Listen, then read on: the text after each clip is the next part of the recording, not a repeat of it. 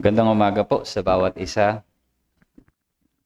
At ngayon po tayo ay papatuloy sa atin pong pag-aaral in the book of Acts. And ngayon po tayo ay nasa Acts 13. Makibukas po kayo sa akin.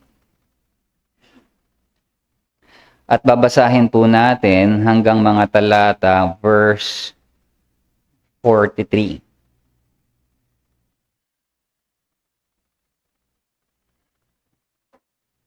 Acts 13, verse 13. And then we are going to read all the way to verse 43. So, medyo mahaba po ang ating babasahin, but for the sake of the context, atin pong babasahin ko po sa ESV. Sabi po dito, "Now, Paul and his companions set sail from Paphos and came to Perga and Pamphylia, and John left them and returned to Jerusalem. But they went on from Perga and came to Antioch in Pisidia. And on the Sabbath day, they went into the synagogue and sat down. After reading from the law and the prophets, the rulers of the synagogue sent a message to them, saying, 'Brothers, if you have any word of encouragement for the people, say it.' So Paul stood up and, motioning with his hand, said, 'Men of Israel, and you who fear God, listen. The God of this people, Israel, chose our father and made the people great during the stay in the land of Egypt. And with uplifted arm he led them out of it. And for about 40 years he put up with them in the wilderness. And after destroying 7 nations in the land of Canaan, he gave them their land as an inheritance. All this took about 450 years. And after that he gave them judges until Samuel the prophet. Then they asked for a king, and God gave them Saul, the son of Kish, a man of the tribe of Benjamin, for 40 years. And when he had removed him, he raised up David to be their king, of whom he testified and said, 'I have found in David the son of Jesse, a man after my heart, who will do all my will.'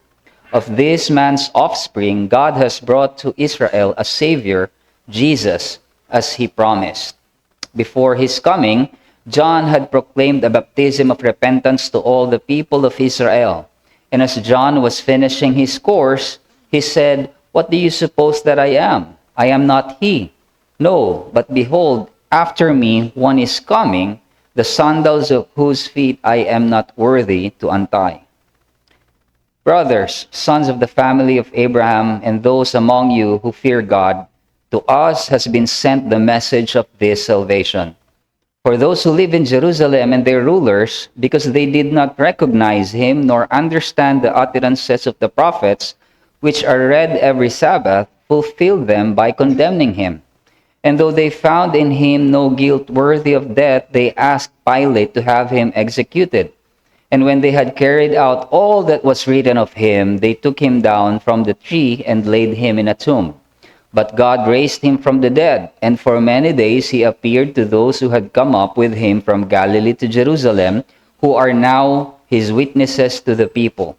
And we bring you the good news that what God promised to the fathers, he has fulfilled to us their children by raising Jesus, as also it is written in the second Psalm, 'You are my son, today I have begotten you.'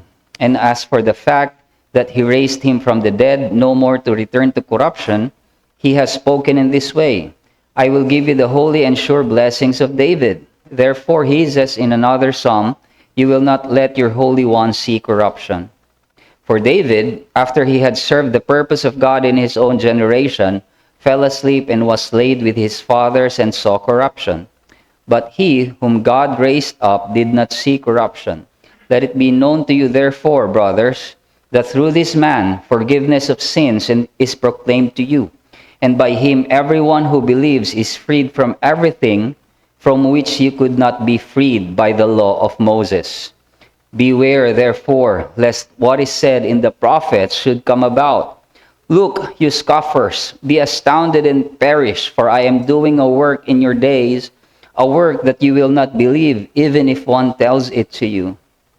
As they went out, the people begged that these things might be told them the next Sabbath. And after the meeting of the synagogue broke up, Many Jews and devout converts to Judaism followed Paul and Barnabas, who, as they spoke with them, urged them to continue in the grace of God. Tayo po'y manalangin. Aming Amang Diyos, tunay nga kami ay namamangha kung paanong ang iyong kamay ay kumilos sa kasaysayan upang dalhin ng Panginoong Jesucristo sa amin, Panginoon, at sa Ebanghelyo, Panginoon, na aming napakinggan. Tunay nga, nawa ito ay aming muling makita ngayon, masaksihan, mamangha, Panginoon, kung paanong ikaw ay kumilos sa aming pagliligtas. Samahan mo kami, Panginoon, sa oras na ito. Ikaw, Panginoon, ang mataas. Sa pangalan ng aming Panginoong Jesucristo. Amen.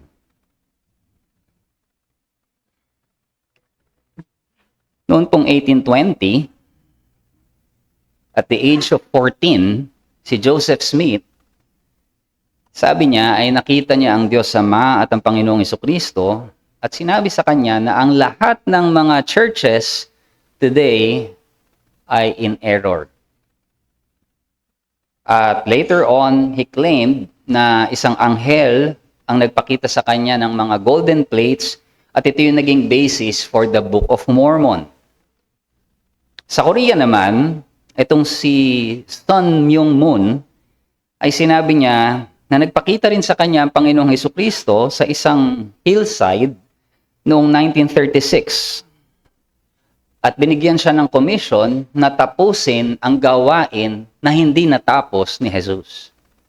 Dahil namatay siya sa cross.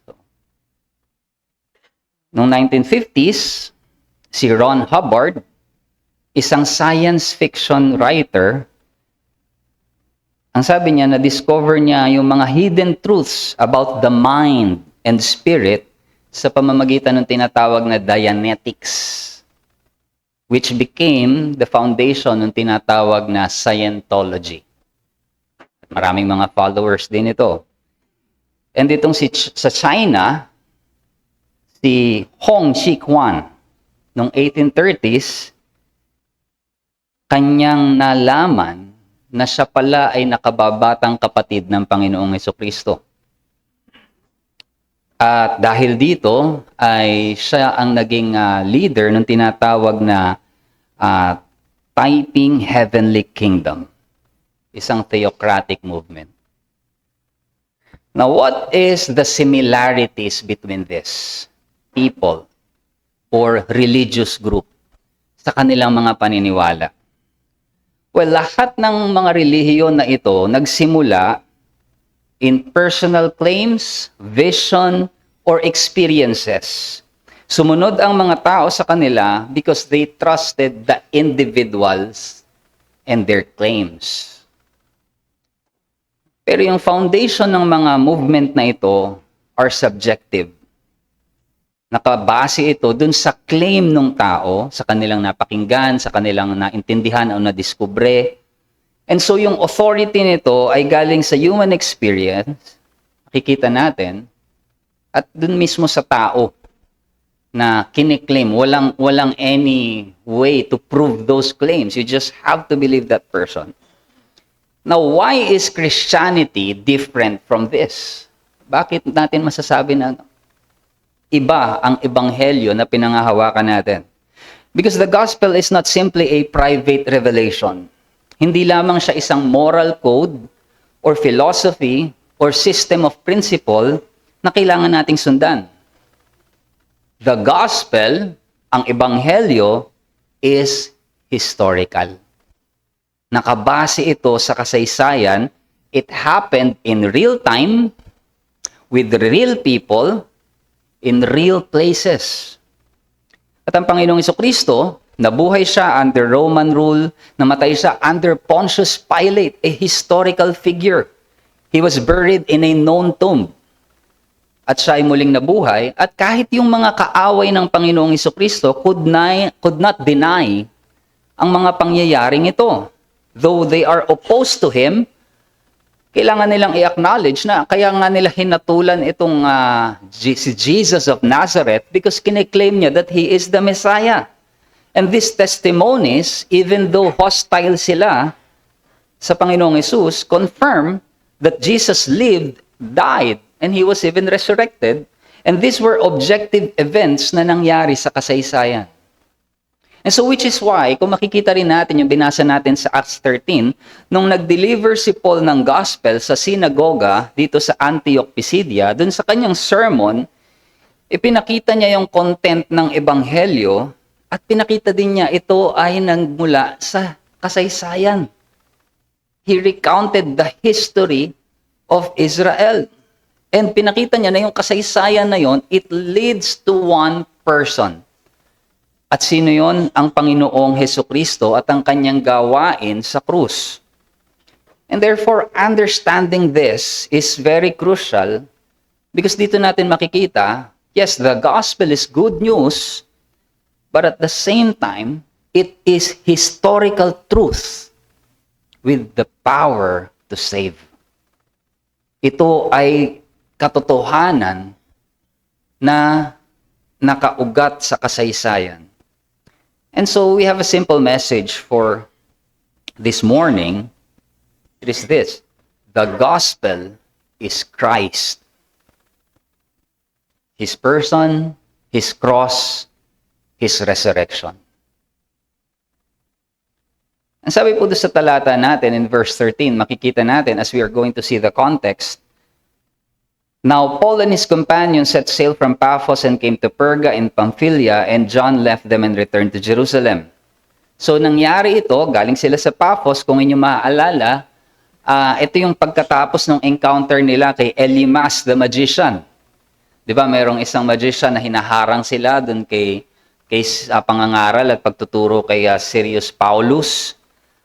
At dito ay makikita natin, isang mapapansin natin pagdating natin dito sa verse 13. After nung event na yon, kung saan si Paul ay ginamit dito kay Elymas the magician, binigyan ng judgment si Elymas at siya ay nabulag. Pero pansinin po natin, nagkaroon ng significant shift dito sa pagbanggit kung sino na yung nangunguna dito sa missionary teams. Before, it was Barnabas and Saul. Pero pansin nyo, in verse 13, dito na nagsimula, naging Paul and his companions na. So, Paul is now transitioned, parang siya na yung nagiging leader dito sa missionary team na ito. At first, it was Barnabas and Saul. Now, it is Paul and his companions. And napaka-significant ng shift na to, dahil mayroon ding changes dito sa missionary group na to na sinend sa group. Dahil dito si John Mark, ang sabi, si John Mark na pamangkin actually ni Barnabas, sabi, he left and returned to Jerusalem. Now, hindi tayo binigyan ng any reason kung bakit sila iniwanan ni Mark at this point. Pero makikita natin later on in Acts 15:36 to 39, pag dumating tayo doon, na hindi pala ganun, it did not sit well with Paul. Kumbaga, negative to para kay Pablo. But we don't know the reason, although alam natin na by the end of Paul's ministry, sasabihin din niya na naging very helpful si Mark. So magkakaroon din ng reconciliation, pero makikita natin, there are some changes. Kay R.C. Sproul, ang view niya dito, is possible na dahil sa transition, change ng leadership, etong si Mark, hindi na si Barnabas yung kanyang tiyuhin, yung naglilid ng missionary group, so bumalik siya sa Jerusalem. And that's one of the assumption of some scholars. Now, from Paphos, pumunta sila sa Perga, and now nandito po tayo sa Antioch, Pisidia. Now, itong Antioch po na ito ay hindi yung Antioch sa Syria na pinanggalingan ng church nila. So, ibang lugar ito, Antioch, Pisidia. Marami po kasing Antioch, at least 3, because ipinangalan kay Antiochus. So, itong Antioch na ito should not be confused with the sending church nila nung sila ay nagsimula.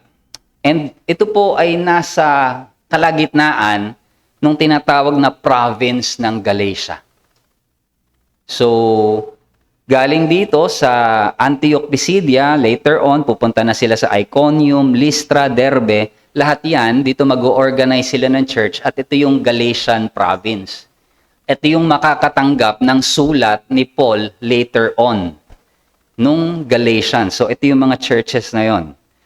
So located sila at the very heart of Roman Empire. Now, dito sa Antioch Pisidia, so merong isang sinagoga. Siyempre na, nandito yung mga Hudyo, may mga Hudyo, so they have a synagogue. And during the Sabbath, umattend itong sina Paul and Barnabas and siguro yung mga kasama nila, their companions. And probably the reputation of the Apostle Paul as a student of Gamaliel, isang kilala na rabbi sa Jerusalem, and because he was one of the top student talaga ni Gamaliel, and so hiningian siya after nung liturgy nung kanilang synagogue, nitong Sabbath day na ito, they were given the opportunity to speak in their midst, makapagsalita sa kanilang kalagitnaan. And so, tinake ni Paul itong opportunity na ito para ibahagi sa kanila ang ebanghelyo ng Panginoong Hesukristo. And this is the first ever recorded sermon ni Apostle Paul.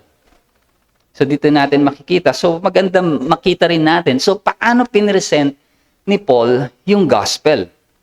So, dalawang bagay yung titignan natin. Of course, makikita natin dito, the first part is that the gospel focuses on the person of Christ.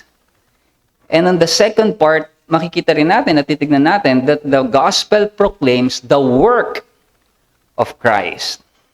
So, tignan po muna natin kung paanong ang ebanghelyo ay tumuturo sa persona ng Panginoong Hesukristo. As we have seen, nagsimula si Apostol Pablo with a brief panoramic overview ng redemptive history ng Israel. Sinimulan niya sa redemption from Abraham, actually, pinili yung kanilang mga fathers, and so it started with a redemption from Egypt. So sinimulan niya ito doon sa, sabi niya, sa verse 17, the God of this people, Israel, chose our fathers, made the people great during their stay in the land of Egypt. And with uplifted arm, He led them out of it. So, ang bilis nung from choosing Abraham, dumami sa Egypt, and then yung redemption na rin kagad out of the Egypt. And then, yung wilderness wandering, yung 40 years na kanilang nandun sila sa ilang, pinakita rito ni Pablo na God was very patient with the people of Israel for 40 years. Na nandun sila sa ilang, demonstrating kung paano ang Diyos dinisiplina ang kanyang bayan, and He was providing for His people. Siya nagbibigay ng provision sa kanila. And then from there, yung conquest to Canaan. So ito na yung Joshua. Pinakita rin dito that God fulfilled His promise to give them the land, showing that His word is reliable at may plano siya na nag-unfold. And then, nag-move na itong si Paul. Mabilis yung kanyang transition.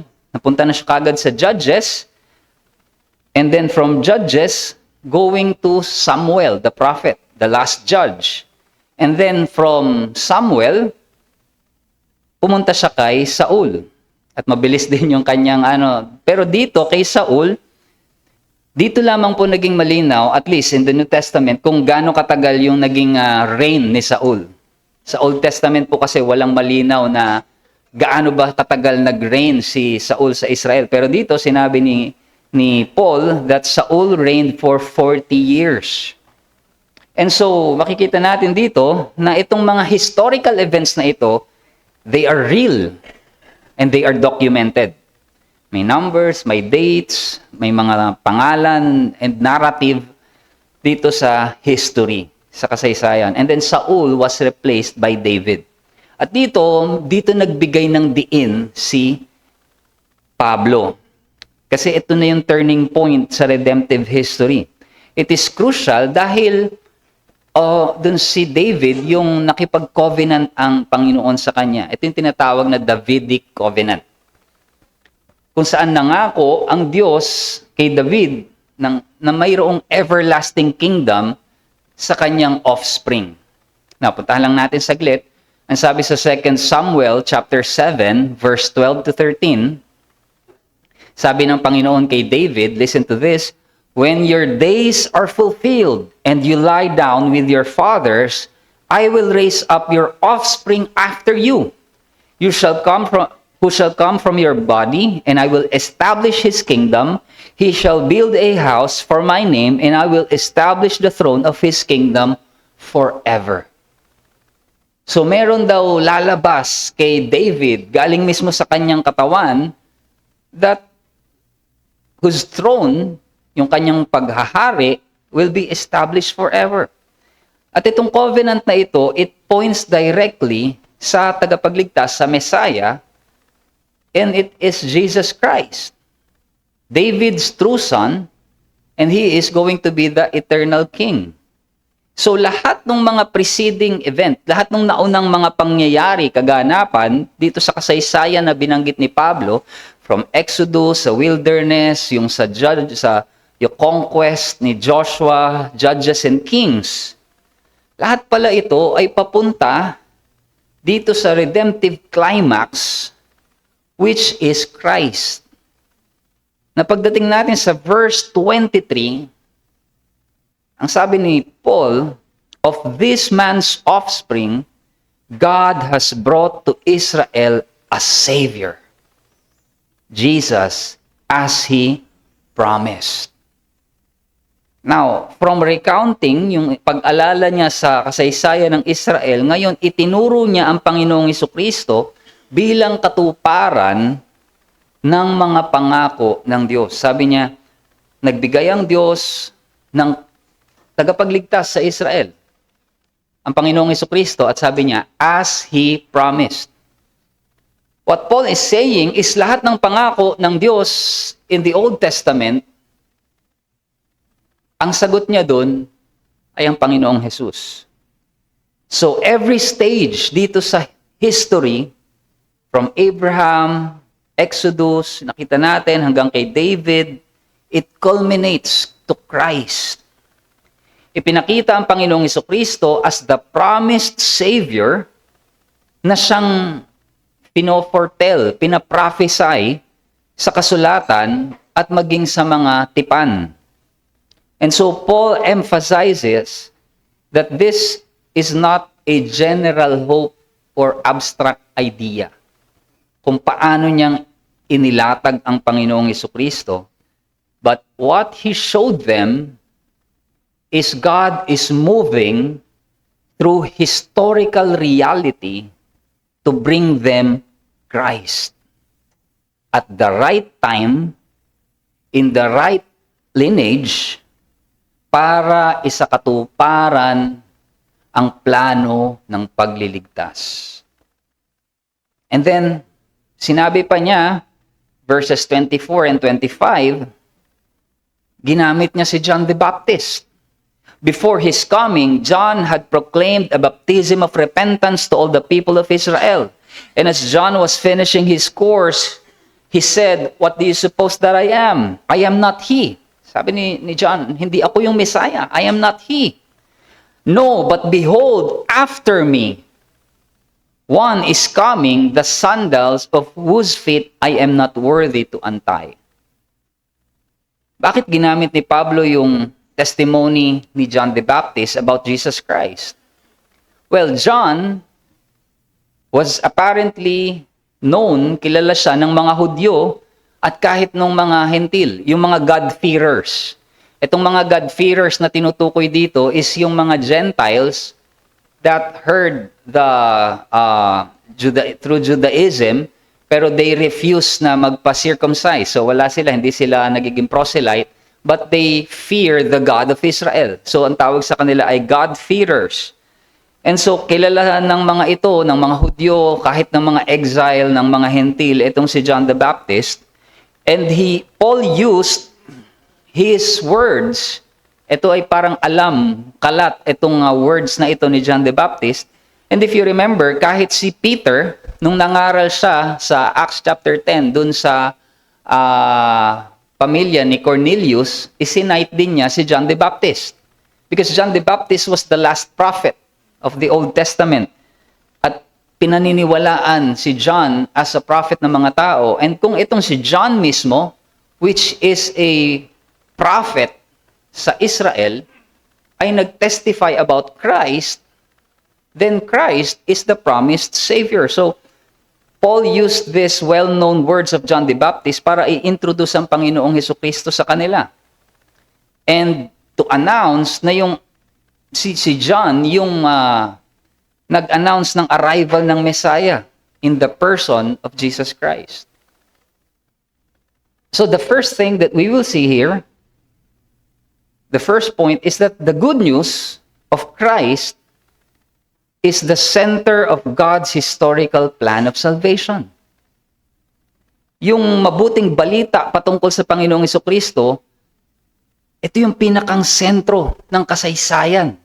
Dito dinadala ng Diyos ang ating kasaysayan. All of history, the rise and fall of nations. Makita natin kahit yung panawagan ni Abraham, yung paghahari ni David, may mga propeta, the suffering and deliverance of God's people throughout history, ito ay nasa ilalim ng soberanong pamamahala ng Diyos. He upholds, He directs, He disposes, and governs all things according to His wise and holy providence.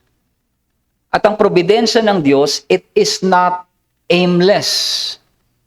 Meaning, hindi lamang siya nag-o-observe ang Diyos sa malayo kung ano ang nangyayari sa kasaysayan ng mundo. Nagkakaroon ng gera. Para bang ang Diyos ay taga-observe lamang sa malayo? Meron bang nananalangin? Kailangan ko bang makialam dito o ano? God is not like that. Sa probidensya ng Diyos, siya ang gumagabay sa kasaysayan para mapangyari ang kanyang kalooban at dinadala niya ito ayon sa kanyang karunungan, sa kanyang nais na papuntahan. And what is that? Nakita natin, dinala niya ito, He guided it towards a purpose. And that purpose is for redemption and the glorification of His people in Christ. In this divine story, this event, ang mga pangyayaring ito, lahat ng pangako sa Israel was leading to that climax. Ano yung climax na yun? Ang pagdating ng Panginoong Hesukristo. Ang Panginoong Hesukristo ay hindi add-on or an afterthought na para bang nagkakagulo na sa mundo. Paano kaya tutubusin to? Alam ko na, ipadala natin tong aking bugtong na anak para naman maayos tong sigalot na ito na nangyayari. No, it's not like that. Christ is the very center, the fulfillment, the end towards which history moves. Ganito po ang sinasabi ng ating confession, chapter 5, paragraph 7. Although God's providence in a general way includes all creatures, ang probidensya ng Diyos, lahat dito ay nasa ilalim ng probidensya ng Diyos, ang lahat ng nilalang. Ang sabi ng confession natin ganito, His providence in a special way takes care of His church and works all things to its good. What is being said in our confession is this: lahat ng nangyayari sa kasaysayan sa mundo sa ating paligid, it is for the benefit of His people, of the church. Dinadala niya ito doon. God governs history, but with a particular concern. It is for His church. Kaya lahat na nangyayari, good and bad, hard, rise and fall, ito ay nasa ilalim ng kamay ng Diyos and for the ultimate good of His people. At dito nga natin makikita, it includes sending Christ, His life, death, and resurrection in the establishment of the church. So as an application for us, isang makikita natin dito, let us realize the objectivity of the gospel. Kagaya ng ating nakita kanina, maraming belief system nagsimula sa idea, a principle, philosophy. They trace their religion and origin sa mga private vision, mystical experience, inner enlightenment, or even a moral code na i-develop lamang ng isang guro isang teacher. But the gospel is not like that. Hindi ito pwedeng i-dismiss na religious theory lang yan. Sabi nila, parang naniniwala ka lang din kay Santa pag naniniwala ka kay Jesus. No, it's not. Because Jesus was a historical person. And Christianity is grounded in hard facts and historical evidence. Ito yung pananampalataya natin. This should give us confidence on what we believe. Nang pinanghahawakan natin na pananampalataya ay hindi lamang gawa-gawa ng imahinasyon o ng isang tao, but this is rooted in history. Christianity stands or falls on historical truth, hindi private imagination. Therefore, hindi ito isang opinion lamang. Kagaya ng, siguro yung truth na yan, kagaya nung narinig natin kanina when it comes to postmodernism, that's good. Kung totoo yan sa'yo, edi that's true for you, not for me. Hindi pwedeng ganon. Because these events happened in real life. This is true whether they admit it or not. But at the same time, i-recognize din natin ang probidensya ng Diyos personally at work in our lives. Yes, God in His providence is at work in history, pero itong Diyos na ito that orchestrated these events is as well in the same way orchestrates our circumstances. Ito man ay joyful or painful, yung mga pangyayaring ito sa buhay natin, they are not random. Walang hiwalay sa soberanong kamay ng Diyos. Which is why, in that providence, ang Diyos ang nagdala sa iyo upang marinig ang Ebanghelyo and even to encounter the person of Jesus Christ. Hindi ka parang nakatsamba na narinig mo ang Ebanghelyo. Rather, God prepared history for you to come at the right time and hear the gospel and come to know Christ. At ang lahat ng ito ay ayon sa kanyang soberanong kalooban. So, you must recognize that you are here right now by God's providence listening to the gospel because God is at work in you. Recognize God's providence at work in us. Now, secondly, tignan natin, the gospel proclaims the work of Christ. It centers doon sa kanyang person, pero makikita natin, ang ebanghelyo ay dapat ipinapangaral, ipinapahayag ang gawa ng Panginoong Jesucristo. Sino siya? But we must also know anong ginawa niya. Ang sabi ni Paul sa verse 26, "Brothers, sons of the family of Abraham, and those among you who fear God, to us has been sent the message of this salvation."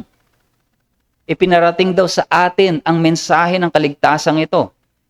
What Paul is making a point here is that yung pagdating ng Panginoong Jesucristo, ito ay mensahe ng kaligtasan.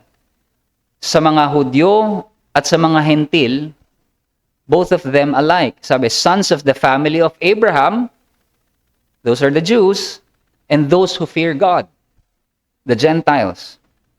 And then sa verse 27, "For those who live in Jerusalem and their rulers," so yung mga tinukoy niya yung mga nandun sa Jerusalem, "they did not recognize him nor understand the utterances of the prophets, which are read every Sabbath, fulfilled them by condemning him." Now, ang ginagawa dito ni Pablo, he's making a bold assertion. Remember, yung parang center ng Judaism is nasa Jerusalem. And then, nandito siya sa synagogue sa Antioch. So, kumbaga kung meron silang yung parang tinatawag na mother church, yun yung nasa Jerusalem. Yung mga rabbi doon. But then, Paul, standing here in Antioch, Pisidia, at sabi niya, yung mga nasa Jerusalem, hindi nila nakita tong mensahe ng kaligtasan na ito na naririnig ninyo ngayon. So there are two things that can happen here.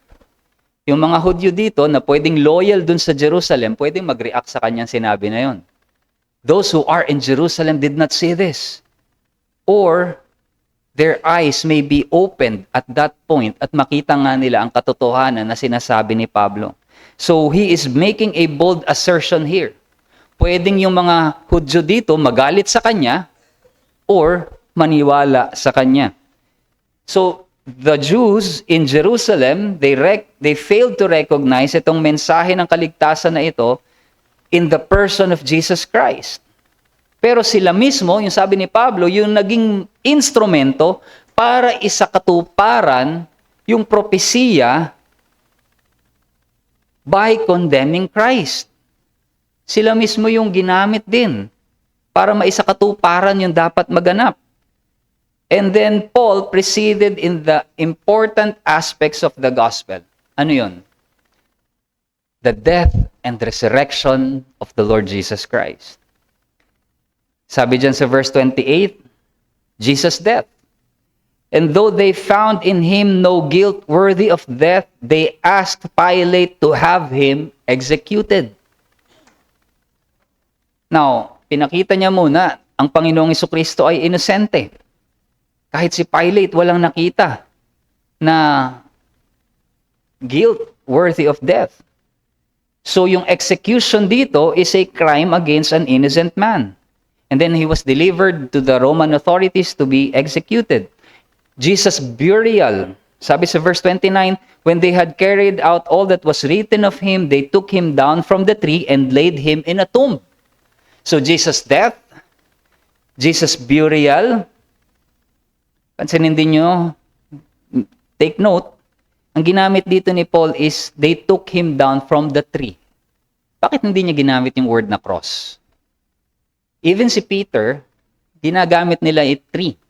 Why? Because in Galatians 3:13, sabi doon ni Paul, is that, ginamit niya rin dito, cursed is everyone who is hanged on a tree. So para sa isang Hudyo, this is an Old Testament passage sa Deuteronomy. Para sa isang Hudyo na makakarinig nito, familiar sa passage na yon sa Old Testament, maaalala nila yung sinabi, the cursed is anyone who is hanged on a tree. So Paul is making a statement na ang Panginoong Jesucristo, he took the curse, he became the curse that is supposedly for us. That by executing Christ and hanging him on a cross, on a tree, Christ became the curse for us. And then, Jesus' resurrection. But God raised him from the dead. And for many days he appeared to those who had come up with him from Galilee to Jerusalem, who are now his witnesses to the people. Binigyan din ni Pablo na ang Panginoon, ang Diyos mismo, ang siyang bumuhay sa Panginoong Jesus. And not only that, but there were witnesses. May mga saksi sa mga pangyayaring ito. So again, pansinin po natin yung difference ng Christianity against dun sa mga personal claims of religious leaders. Yung claim nila, sila lang yung makakapag-prove. Sila lang yung nakakita ng vision. Dito, sabi ni Pablo, there are witnesses. In fact, ang sabi niya nga sa 1 Corinthians 15, itong mga witnesses na ito are more than 500 witnesses. Imagine that, kung nasa korte kayo at meron kang 500 witness na tatayo dun sa korteng yun at magpapatunay, can you imagine the resurrection na mayroong 500 witness, gaano ka-strong yung claim na yon. And so, these witnesses na to, ang sabi ngayon ni Paul, verse 32, and we bring you the good news. So, parang sinasabi ni Paul ngayon dito, ay isa siya dun sa mga witnesses na yon. That good news, that what God has promised to the Father. Yung good news po dito na ginagamit sa Greek, na ginamit nila sa Greek, is Evangelio. The Gospel. Paul is talking about the gospel. He is proclaiming sa kanilang kalagitnaan ng ebanghelyo and he is pointing to the person of Jesus Christ at kung ano yung ginawa niya. His death and resurrection. yung work of atonement, yung kanyang pagbabayad ng ating mga kasalanan. And this good news was fulfilled by raising Jesus and its reality proclaimed in the scriptures. Siguro pwedeng sabihin ng mga Hudyo na nakikinig sa kanya, teka lang, totoo bang kailangang mabuhay ulit ng sinasabi mo, yung sinabuhay si Jesus? Nakasulat ba talaga yan sa Bible? Paul quoted verses in the book of Psalms, as it is written, "You are my son, today I have begotten you." Ito po ay nakasulat sa Psalms 2. The context of this is royal coronation. And so ina-apply ito ni Pablo sa Panginoong Jesucristo as the Messiah nung siya ay nag-resurrect. I will give you the holy and sure blessings of David. Isaiah 55 verse 3. Ano yung holy and sure blessings of David? These are the benefits of Christ's resurrection. Holy and sure blessings, ito ay doon sa mga descendant of David, namely Jesus Christ. Pero itong mga blessings na ito ngayon is available to Christ's people. He cleanses them from sin and sanctifies them. And then he points out another psalm, "You will not let your Holy One see corruption." Psalm 16 verse 10. Ang argument niya dito, kung si David yung tinutukoy doon, namatay si David nabulok. Sino yung sinasabi na you will not let your Holy One see corruption? Si Christ. He did not see corruption. He was raised from the dead. So, ipinakita niya that it is necessary for Christ to die and rise again. Pero ano yung significance nito? Christ's death and resurrection. Paano ito magiging mabuting balita sa mga nakikinig kay Pablo that Jesus, this person, Jesus Christ, at yung kanyang ginawa dun sa cross, how is it a blessing sa kanila ng mga Hudyo at that time? Sabi niya sa verse 38 and 39, "Let it known to you therefore, brothers, that through this man, forgiveness of sins is proclaimed to you, and by him, everyone who believes is freed from everything from which you could not be freed from the law of Moses." May dalawang bagay siyang binanggit na blessing. And what is that? Forgiveness. Through the death and resurrection of Christ, forgiveness of sin is now being proclaimed sa mga mananampalataya sa Kanya. All the offerings and sacrifices in the Old Testament, ito ay mga anino lamang and is now fulfilled in Christ.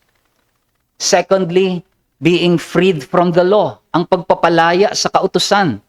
Ang binabanggit dito ni Pablo, for them to be freed of the law, mayroong dalawang demand ang kautusan. Ano yun? Perfect obedience. Kailangan perfect yung obedience mo. Ikalawa, if you break the law, then there must be penalty, which is death. Yan ang demand ng kautusan. Then how can you be free from that? Both of that condition is fulfilled by Christ.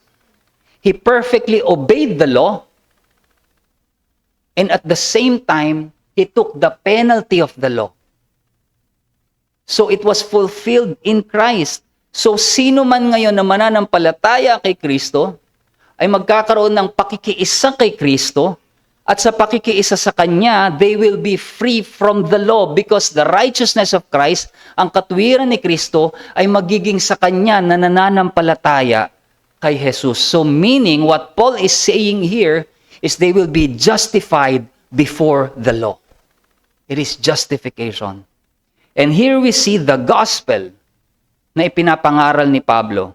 Its object is Christ and His work. And the blessing is forgiveness and justification. At ito rin po ang ebanghelyo na ipinapangaral sa ating kalagitnaan ngayon. The person of Christ, His work, and the blessing that we receive, which is forgiveness and justification from all our sins. So the second point na gusto ko makita natin dito, the death and resurrection of Christ is vital in our understanding of the gospel. Napakahalaga na maunawaan natin ang kamatayan at kanyang muling pagkabuhay para maunawaan natin ang ebanghelyo. At ito ang dahilan kung bakit ang ebanghelyo ay mabuting balita. Ginawa ng Panginoong Jesucristo ang isang bagay na hindi natin kayang gawin sa ating mga sarili, and He obtained a blessing that we do not deserve kung tayo mananampalataya lamang sa Kanya. But it also comes with a warning. Binigyan ng babala ni Apostol Pablo ang kanyang mga tagapakinig in verse 40 to 41 against unbelief. Now, quoting again from Scripture, ang ikinote niya dito ngayon is si Habakkuk. Ang sabi niya dito is, "Look, you scoffers, be astounded and perish, for I am doing a work in your days, a work that you will not believe, even if no one tells it to you." Sabi ni Pablo, baka ito yung mangyari sa inyo. Na may ginagawa na ang Diyos sa inyong harapan, hindi pa rin kayo naniniwala. Unbelief. And it is the same warning that comes to us today. Maaaring naririnig mo ang ebanghelyo over and over again. Pero hindi ka nananampalataya, hindi ka tumutugon sa katotohanan nito, it is dangerous. Pwedeng dumarating ka dito, tuwing linggo, tiniisip mo, you're doing good enough. Pero hanggat hindi ka nananampalataya kay Kristo, hindi mo ibinibigay ang iyong pananampalataya sa Kanya, you are still in eternal danger. So as an application for us, let us be eager to learn more about the gospel. Unawain natin ang ebanghelyo, sino ang Panginoong Hesus, ano ang Kanyang ginawa para sa atin. Pansinin ninyo yung tugon ng mga tao, ng mga Hudyo dito. Verse 42 and 43. As they went out, the people begged, nagmakaawa sila, that these things might be told them the next Sabbath. Ituro nyo pa sa amin yan. Many Jews, devout converts to Judaism, followed Paul and Barnabas. They begged. Can you imagine that kind of longing na nais namin yan marinig? May this attitude be ours also, brothers and sisters. To yearn more, to know about Christ, to understand yung significance ng Kanyang ginawa para sa atin. At kung ikaw ay nagtitiwala na kay Kristo, kung ikaw ay nananampalataya na sa Kanya, then continue in the grace of God. Ito rin yung sinabi ni na Paul and Barnabas sa mga Hudyo, who as they spoke with them, urged them to continue in the grace of God. Anong ibig sabihin nito? To continue in the grace of God. That is, yung mabuhay tayo araw-araw sa liwanag ng biyaya na tinanggap natin sa Ebanghelyo. Na sa bawat araw, pinapaalala natin sa ating mga sarili kung ano ang ginawa ng Panginoong Hesus and who we are in Him. Hindi na tayo nabubuhay sa ilalim ng kautusan at ng paghatol, ngunit ngayon tayo ay pinangungunahan ng Espiritu ng Panginoong Hesus. Preach the gospel to ourselves every day. The gospel that centers on Christ in His person and His work, in His death and resurrection. That gospel. Noong late 1800s, merong isang lalaki na nagngangalang Luke Short na nakatira sa isang maliit na farm. Farmer siya sa New England. Pero bagamat ang pangalan niya ay Luke Short, nabuhay siya ng napakahaba. He was 103 years old. At isang afternoon, habang nakaupo siya sa isang puno, naalala niya yung isang sermon na ipinangaral nung siya ay teenager pa lang sa England. So, nasa England siya noon, and then later on, nagpunta na sila ng New England sa Amerika. At yung nangangaral na yon, 80 years earlier, around 15 years old siya, ay walang iba kundi ang Puritan na si John Flavel. At habang inaalala niya yung mensahe ni John Flavel, yung gospel na kanyang narinig as a boy, ay biglang naging malinaw sa kanya. And right there, as an old man, 103 years old, nagsisi siya sa kanyang kasalanan at nanampalataya sa Panginoong Hesus.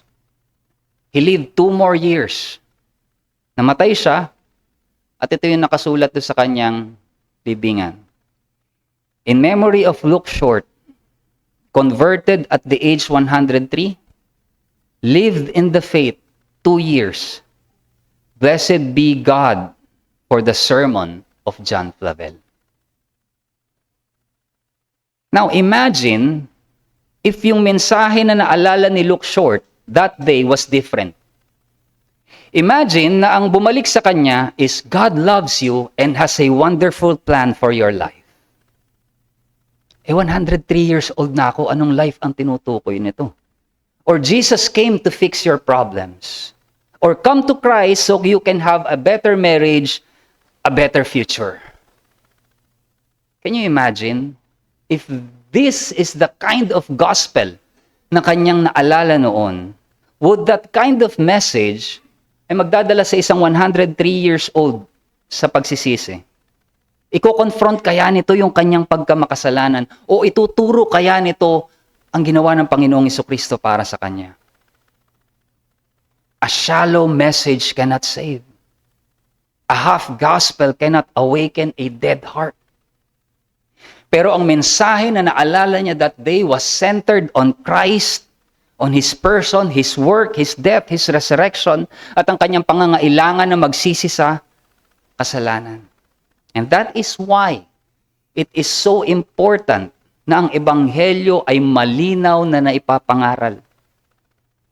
Not every message na binabanggit ang pangalan ng Panginoong Hesus ay ebanghelyo.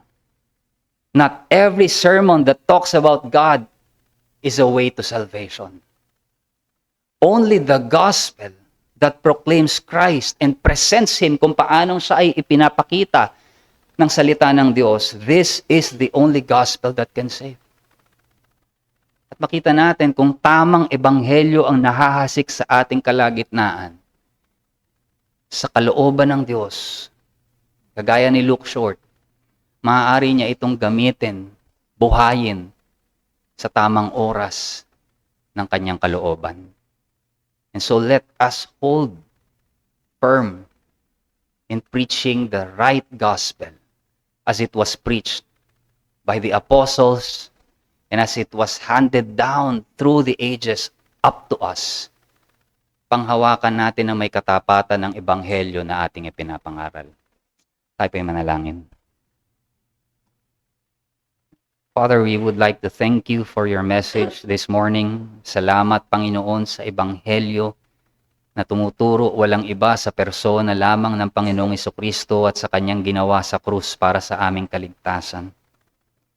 Tunay nga, Panginoon, gamitin mo ang mensaheng ito upang kami ay palakasin, that we be grateful for the salvation that we have received from you, and at the same time, naway ito'y gamitin mo rin ngayon upang ikaw ay magligtas sa mga wala pa sa iyo. Ikaw ang aming pinapapurihan at itinataas sa pangalan ng aming Panginoong Hesus. Ito pong aming dalangin. Amen.